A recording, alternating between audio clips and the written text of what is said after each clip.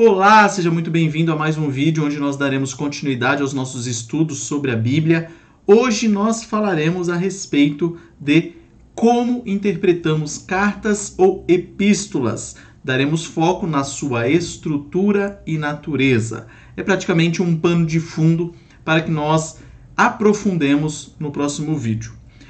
Primeira coisa que é importante ser dita: alguns estudiosos eles fazem diferença no conceito entre carta e epístola. Eles vão falar que as cartas eram mais pessoais e as epístolas eram mais doutrinárias.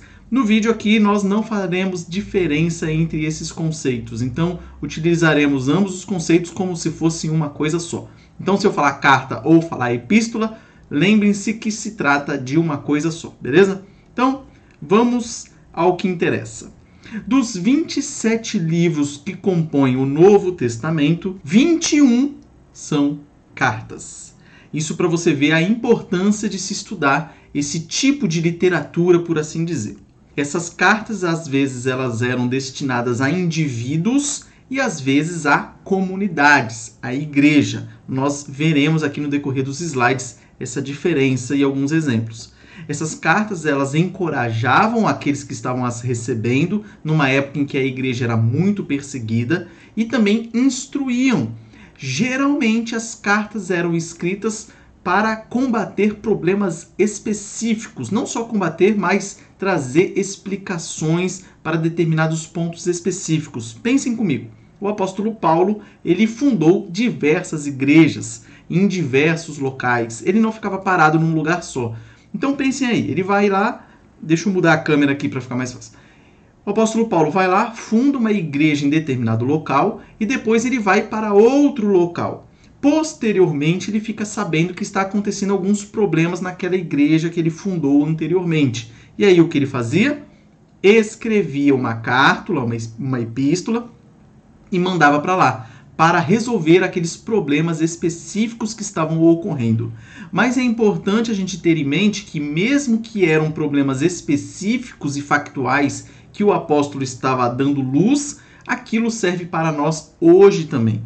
Porque as mesmas coisas que o pessoal passava lá, nós passamos hoje. A natureza humana não mudou, então falsas doutrinas, bobagens que eram ensinadas ou jeito de se comportar dos crentes, tudo se repete. É tudo mais ou menos o que a gente passa aqui hoje. Então, a regra era mais ou menos essa com relação às epístolas e às cartas. Alguns diferem entre cartas, como eu já disse lá no início, como sendo aquelas mais pessoais, por exemplo, Filemon, e epístolas como sendo algo mais formal, por exemplo, Romanos. Mas, como eu já disse, a gente não vai fazer essa diferença aqui não. Elas trazem a palavra de Deus a nós. Isso é importante de ser dito. Muita gente diz o quê? Paulo escreveu uma carta pessoal para Filemon. Não temos nada a aprender com isso. Isso é uma tremenda bobagem. Claro que temos. Se essa carta que o apóstolo Paulo escreveu a Filemon, ela está no cânon bíblico, é porque ela foi inspirada pelo Espírito Santo. Ela é palavra de Deus. Então, embora o apóstolo Paulo tenha escrito uma carta pessoal a Filemon, ela serve para nós hoje sim. E é interessante a gente observar que há cartas que o apóstolo Paulo escreveu que não estão no cânon bíblico. Por exemplo, a carta aos Laodicenses. Há registros que Paulo escreveu essa carta, mas ela não está no cânon bíblico. Nós também podemos citar a carta severa que foi mandada pelo apóstolo Paulo aos Coríntios. Os estudiosos dizem que Paulo escreveu aí 4 cartas aos Coríntios. Na Bíblia nós só temos 2, 1ª e 2ª Coríntios. Por que isso? Pela providência de Deus, ele só deixou essas 2 cartas para nós. As outras se perderam. Foi algo que Deus não previu ou ele foi surpreendido com isso? Claro que não. A vontade de Deus é que estariam no cânon 1ª e 2ª Coríntios. Isso, beleza? Então vamos continuar aqui. As cartas elas trazem instrução autoritária, porque é a palavra de Deus para a igreja, em todas as épocas. Então, mesmo tendo sido escrita para uma ocasião específica naquela época, ela serve para nós hoje e serviu no decorrer da história. Primeiro ponto, a estrutura das cartas antigas, ou seja, como elas eram estruturadas. Elas são semelhantes às cartas que nós escrevemos hoje. É claro que praticamente ninguém escreve carta hoje. Uma curiosidade, eu quando namorava a minha digníssima esposa, nós nos correspondemos aí, acho que 1 ano e pouco, por cartas. Mandava cartinha para ela lá, ela mandava de volta. Mas hoje muita gente se corresponde ou manda e-mails. Então era parecido. A estrutura das cartas lá do Novo Testamento era muito parecidas com a estrutura que nós utilizamos nos e-mails e nas cartas de hoje. Então nós temos o remetente, ou seja, aquele que está escrevendo. Nós temos o destinatário, aquele que vai receber a carta. Nós temos saudações e nós temos a exposição do assunto. Em regra, as cartas do Novo Testamento elas têm essa estrutura. É claro que algumas não vão ter, mas são poucas. Por exemplo, lá em Gálatas, capítulo 1, versículos 1 e 2, diz assim: Paulo, ou seja, o remetente, apóstolo, ele se apresenta, às igrejas da Galácia, ou seja, o destinatário. Então, o remetente, o destinatário. Na carta específica aos Gálatas, não tem saudações. O apóstolo Paulo parece estar bem chateado porque os Gálatas rapidamente se afastaram da sã doutrina. Então, ele pula essa parte das saudações. Mas, praticamente todas as outras cartas, nós teremos aí as saudações feitas pelo apóstolo. A saudação geralmente traz uma palavra de ação de graças e ou uma oração.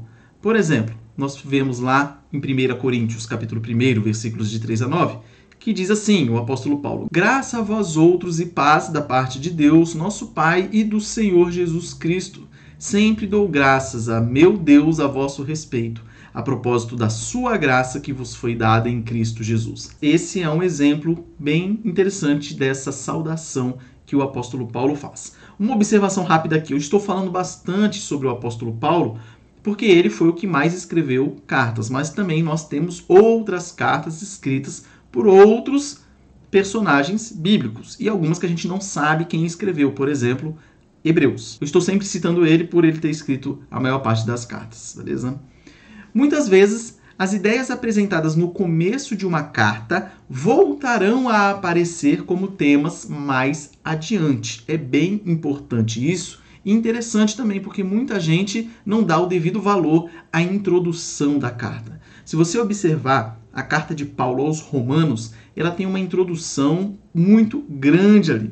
E essa introdução e essa apresentação dele tem um cunho teológico muito profundo. Depois, leia lá para você ver e saber disso que eu estou falando.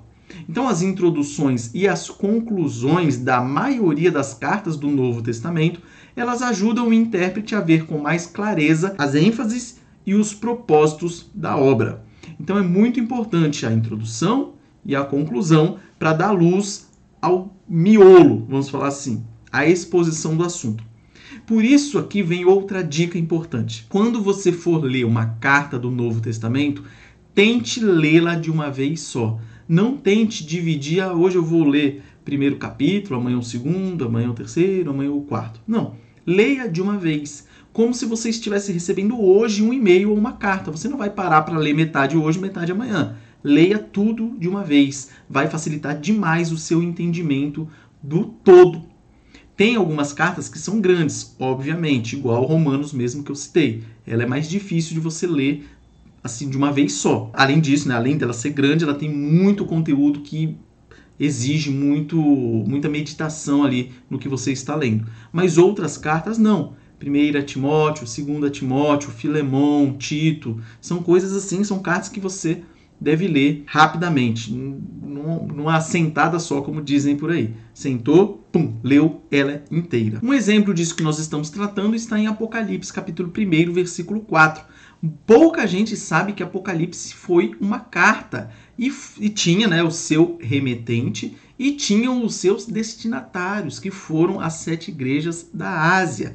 Isso é importante nós sabermos para a gente não viajar na hora que a gente estiver lendo e interpretando o Apocalipse. Se a gente começa a achar significado que só nós, hoje, no século XXI, vamos entender, a gente esquece que pessoas reais, em situações reais, em locais reais, receberam primeiramente essa carta. Então elas entenderam que elas receberam. Então nós temos que fazer de tudo para tentar entender também como esse pessoal entendeu naquela época, para assim a gente poder aplicar aos dias de hoje. Então tenha isso bem claro na sua mente para entender a importância de se conhecer o remetente, o destinatário e as situações que estavam acontecendo por ali. Então percebam aí, Apocalipse 1:4. João, ou seja, o remetente, as 7 igrejas que se encontram na Ásia, destinatários. Graça e paz a vós outros, aqui você vê a saudação, da parte daquele que é, que era e que há de vir, da parte dos 7 espíritos que se acham diante do seu trono. E a título de curiosidade, quais são essas 7 igrejas? Éfeso, Esmirna, Pérgamo, Tiatira, Sardes, Filadélfia e Laodiceia. Essas são as 7 igrejas da Ásia para quem o apóstolo João mandou a carta de Apocalipse. Após a oração ou ação de graças, vem o corpo da carta, ou seja, vem o grosso, vem a explicação, vem as situações em que o autor da carta quer regularizar ou quer responder a perguntas que chegaram até ele ou quer resolver situações que chegaram até ele, alguns problemas e tudo mais. E aí você tem essa explicação logo depois da oração ou ação de graças, a saudação, por assim dizer. Às vezes esse corpo da carta, ele pode ser dividido em instrução teológica, como você vê lá em Efésios 2:1-3:21, ou ética, também em Efésios capítulo 4:1 até 6:20. Com frequência, as cartas terminam com uma bênção ou uma saudação formal e às vezes um abraço para os crentes que estavam ali recebendo essa carta. Você percebe aí na sua tela um esboço da carta de Paulo aos Filipenses. Você tem ali uma introdução, nessa introdução você vai ter a saudação que o apóstolo faz e a ação de graça. Depois, na sequência, você vai ter um chamado à unidade por amor ao evangelho. Depois, um chamado para imitar Paulo e não os falsos mestres, ou seja, ele está combatendo um problema que estava acontecendo lá, os falsos mestres. Um chamado final à unidade e à alegria, também problemas que poderiam estar ocorrendo na igreja com relação à falta de unidade lá e falta de alegria. No 5º ponto, gratidão pelo compromisso dos filipenses com o evangelho, e ele termina com a saudação e bênçãos finais. É interessante você observar como esse esboço está ali bem interessante, bem legal, mostrando como funciona aí a maioria das estruturas das cartas do Novo Testamento. Ponto 2. Formas literárias usadas nas cartas. Às vezes, o autor ele cita um hino ou uma confissão cristã antiga. E você só vai saber se o que ele está citando é um hino ou uma confissão cristã antiga se você estudar com profundidade as Sagradas Escrituras de alguns escritos antigos. Se você não estudar isso, você vai ler e nem vai perceber que ali há um hino ou que há uma confissão cristã. Mas por que é importante saber isso? Porque geralmente os críticos vão saber e eles vão te acusar. E se você não estiver vacinado contra isso, você pode cair no engodo deles. E aí o crítico da Bíblia vai falar para você assim: mas você sabia que Paulo lá, quando escreveu Filipenses, ele utilizou um hino antigo daquela época lá? Você sabia que lá ele copiou de um hino de outro local? E isso pode trazer uma dúvida para você. Você vai pensar: mas se Paulo escreveu um texto lá copiado de outro lugar, será que isso é inspirado ou não? E daí você vai ficar meio balançado. Aí o crítico bíblico vai lá e termina de te dar uma rasteira e você vai acabar sendo enganado por ele. Então temos que saber disso. É uma coisa que nós passaremos aqui rapidinho, porque é só para dar um alerta para vocês aí. Filipenses capítulo 2, versículos de 6-11 diz: Pois ele, subsistindo em forma de Deus, não julgou como usurpação o ser igual a Deus, antes a si mesmo se esvaziou, assumindo a forma de servo, tornando-se em semelhança de homens, e reconhecido em figura humana, a si mesmo se humilhou, tornando-se obediente até a morte e morte de cruz. Pelo que também Deus o exaltou sobremaneira e lhe deu o nome que está acima de todo nome, para que ao nome de Jesus se dobre todo o joelho nos céus, na terra e debaixo da terra, e toda língua confesse que Jesus Cristo é o Senhor, para a glória de Deus Pai. Esse trecho que está lá em Filipenses, ele é um hino cristão antigo. E qual é o problema disso? Qual que é a casca de banana aqui? é tentarem fazer com que você ache que o texto bíblico não é inspirado justamente porque Paulo copiou um hino que já existia. Outro exemplo nós temos em 2 Timóteo 2, 11 a 13, que diz: fiel é esta palavra, se já morremos com ele, também viveremos com ele. Se perseveramos, também com ele reinaremos. Se o negamos, ele, por sua vez, nos negará. Se somos infiéis, ele permanece fiel, pois de maneira nenhuma pode negar-se a si mesmo. Então, ao que tudo indica pelos estudos antigos, esse trecho ele também é um hino ou uma confissão cristã antiga. E Paulo estaria também copiando isso de algo que já existia. Nós temos que pensar o seguinte, que independente da origem, isso se torna irrelevante para a nossa interpretação. Paulo, ele pode ter sim utilizado um hino, pode sim ter utilizado uma confissão de fé, mas isso nada mais é do que mostrar para a gente que ele confirmava que aquilo estava certo. Não é porque não foi tirado da cabeça dele que está errado. Ele pegou uma confissão, não tem problema nenhum nisso, e pode ter copiado, botando isso ali na Bíblia. A partir do momento que ele colocou ali, aquilo é inspirado. Então não importa se ele copiou esse hino ou essa confissão de outro lugar ou não, ou se ele tirou da cabeça dele ou não. Estando na Bíblia, está inspirado e é palavra de Deus. Então, se Paulo, por exemplo, estava citando um hino ou compondo um texto enquanto ele escrevia, resta evidente que ele concordava com o que escreveu. Saber a origem de versículos específicos não altera o significado do texto, como nós já dissemos. Outra forma literária que soa estranha para nós hoje em dia é a diatribe, que nada mais é do que um debate com um parceiro fictício. Veja um exemplo lá de Romanos 9:20. Paulo dizendo: quem és tu, ó homem, para discutires com Deus? Porventura pode o objeto perguntar a quem o fez: por que me fizeste assim?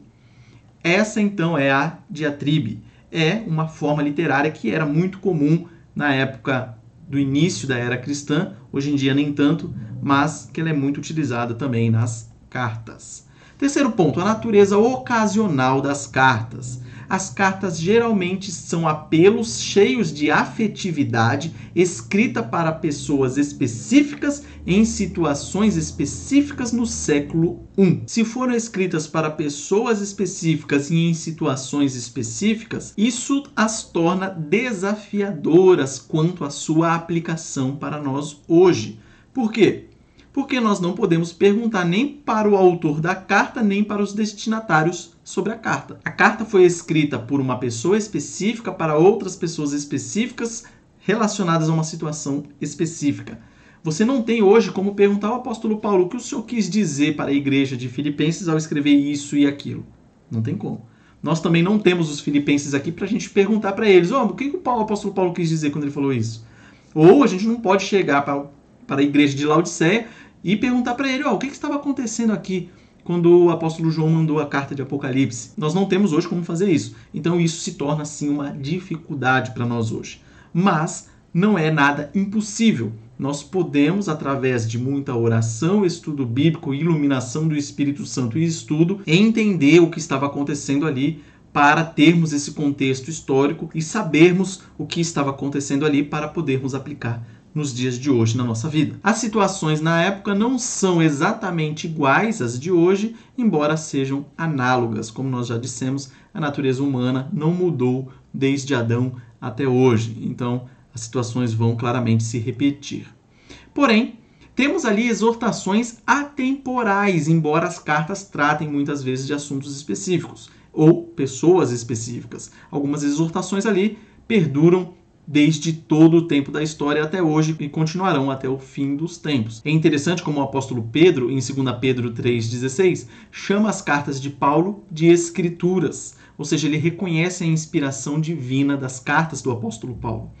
Paulo insistiu que suas cartas fossem copiadas e lidas por igrejas para as quais não foram originalmente dirigidas. Lá em Colossenses 4,16 você vai perceber isso. Paulo escreveu 1 Coríntios não somente para os crentes de Corinto, mas para todos os que em todo lugar invocam o nome de nosso Senhor Jesus Cristo.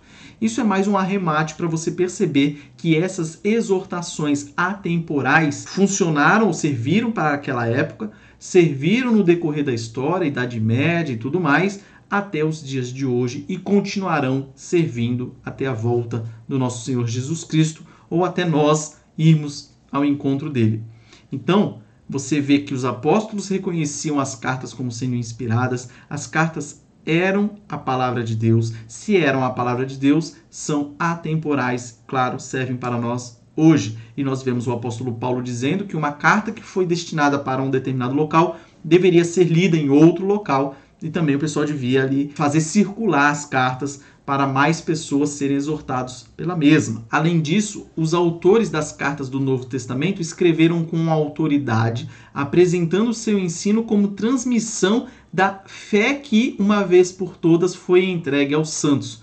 Você pode encontrar isso lá em Judas, no versículo 3. Até cartas dirigidas a indivíduos como Filemão, Timóteo, oferecem indicações de que a igreja deveria ouvir e atentar para as instruções pessoais da carta. Por exemplo, Filemão 1:1-3, que diz: Paulo, prisioneiro de Cristo Jesus, e o irmão Timóteo, ao amado Filemão, também nosso colaborador, e a irmã Áfia e a Arquipo, nosso companheiro de lutas, e a igreja que está em tua casa, graça e paz a vós outros da parte de Deus, nosso Pai, e do Senhor Jesus Cristo. Então perceba, Filemão é uma carta pessoal que o apóstolo Paulo escreveu para Filemão, porém ele dedica a carta a várias pessoas e também à igreja. O que isso significa? Que o que ele estava dizendo a Filemão se aplicaria à igreja também, daquela época e de hoje também. Outro exemplo, 2 Timóteo 4:22. O apóstolo Paulo diz: o Senhor seja com o teu espírito. Quem? Timóteo. Ele estava escrevendo para Timóteo. A graça seja convosco. Sabe o que significa essa palavrinha convosco? É diferente de contigo. Se ele estava escrevendo uma carta que o ensinamento seria apenas para Timóteo, o apóstolo Paulo diria o seguinte: o Senhor seja com o teu espírito, a graça seja contigo. Ele está falando pessoalmente para ele, mas Paulo utiliza a palavra a graça seja convosco, ou seja, a igreja, a comunidade e a quem tomar conhecimento da carta que ele está mandando para Timóteo, com muitas instruções que, claro, serviriam para Timóteo, mas também para toda a igreja daquela época e de hoje também. Quarto e último ponto, a questão do pseudônimo. Pseudônimo nada mais é do que cartas escritas falsamente com o nome de outra pessoa. Não só cartas, livros, artigos, qualquer coisa. Que a pessoa escreve, mas ela põe o nome do outro para querer aquela credibilidade, aquela autoridade. Isso é o que se dá o nome de pseudônimo. Não cristãos e liberais, geralmente, mas outras pessoas também, outros críticos da Bíblia, muitas vezes elas afirmam que certas cartas do Novo Testamento não foram escritas pelas pessoas designadas em suas saudações. Ou seja, é como se eu fizesse hoje uma carta, eu, Augusto, escrevo uma carta à Igreja Presbiteriana da Escócia e na hora de eu colocar o meu nome como sendo o remetente, eu escrevo o quê? Pastor Hernandes Dias Lopes. A Igreja Presbiteriana da Escócia. Graça e paz. Escrevo o conteúdo e encerro. Isso seria um pseudônimo. Uma pessoa escrevendo algo e dando o nome de outra pessoa para querer aquela autoridade daquela pessoa. Isso era muito comum no início da era cristã. Acontecia muito isso. Só que a igreja não aceitava. Esses pseudônimos eles eram expurgados da igreja. Eles não aceitavam. Vamos ver aqui alguns exemplos sobre isso. Então, contra o uso de pseudônimos no Novo Testamento. Primeiro ponto para a gente se atentar. O uso de pseudônimo não era aceitável pela igreja. Vocês verão aí os textos de referência, não leremos para não ficar muito longo, mas você pode pesquisar lá. Além disso, se era aceito e esperado, como muitos críticos da Bíblia dizem, porque várias cartas do Novo Testamento não citam o nome do autor. Por exemplo, Hebreus, 1ª e 2ª João, não dizem o nome do autor. Então não seria plausível ter o nome de alguém, ou o pessoal lá da igreja antiga ter colocado o nome de alguém ali para ter autoridade, aquela carta? Então para você ver que o pessoal preferia deixar sem nome do que atribuir o nome de alguém que não foi o autor daquela respectiva carta. Quando reconhecidos na igreja primitiva, os pseudônimos, eles eram condenados e rejeitados consistentemente. Não eram tolerados os pseudônimos daquela época. E não há nenhum registro da igreja primitiva aceitando conscientemente qualquer obra pseudônima. Aqui estão alguns argumentos que confrontam aquelas pessoas que dizem que algumas cartas do Novo Testamento, na verdade, não foram escritas por aqueles que aparecem ali como sendo escritas. Foram escritas provavelmente depois e atribuíram o nome de alguém com autoridade apostólica para ter mais autoridade. Nós temos alguns exemplos desses escritos. Nós temos o livro de Enoque, nós temos o Evangelho de Tiago, nós temos o Apocalipse de Moisés e dentre outros vários livros, geralmente livros apócrifos, livros pseudônimos. Nós temos que ficar ligados contra isso para não cair em acusações fuleiras aí que ocorrem hoje em dia. Conclusão de tudo que nós vimos até aqui. Primeiro, é importante saber o contexto histórico, saber o que estava acontecendo em determinada igreja ou com determinada pessoa para motivar a escritura de determinada carta ou epístola. 2. Conhecer o remetente e os destinatários ajuda muito.